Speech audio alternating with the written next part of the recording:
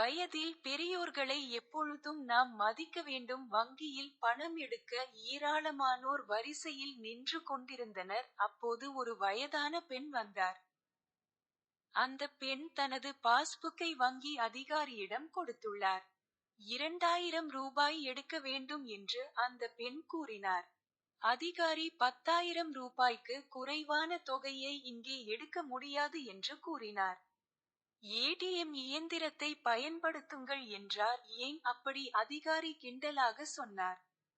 இதுதான் வங்கியின் விதி. இப்போது இங்கிருந்து வெளியேறுங்கள். வரிசையில் அதிகமானவர்கள் நிற்கிறார்கள் என்று சில நிமிட அமைதிக்குப் பிறகு அந்த பெண் பேசினார்.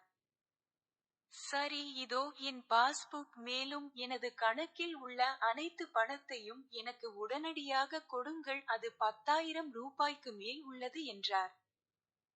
அதிகாரி கோபமான பார்வையுடன் அந்த பெண்ணை பார்த்தார். அவருடைய பாஸ்புக் எடுத்தார். வங்கி கணக்கை பரிசோதித்தார். ஆனால் அடுத்த கணம் அவர் முகத்தில் உள்ள கோபம் குற்ற உணர்வாக மாறியது.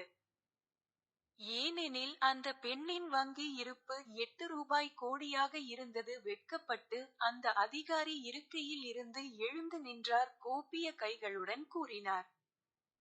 மேடம், இந்த நேரத்தில் வங்கியில் இவ்வளவு பணம் இல்லை. எனவே தயவு செய்து நாளை வாருங்கள். இவ்வளவு பணத்தை ஏற்பாடு செய்ய எங்களுக்கு நேரம் வேண்டும் என்று கூறினார்.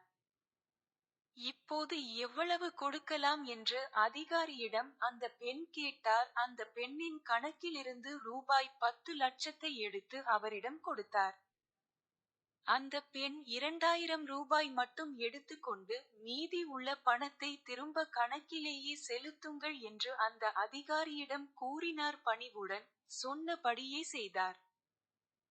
அந்த அதிகாரி நண்பர்களே, வயதானவர்களை எப்போது மதிக்க வேண்டும் என்பதை நினைவில் கொள்ளுங்கள். அவர்கள் உங்களை விட அதிகமாக வாழ்ந்தவர்கள். அதை புரிந்து கொண்டார். நீங்கள் கற்றுக்கொள்ள முயற்சிக்கும் விஷயங்களில் உங்களை விட அவர்களுக்கு அதிக அனுபவம் உள்ளது.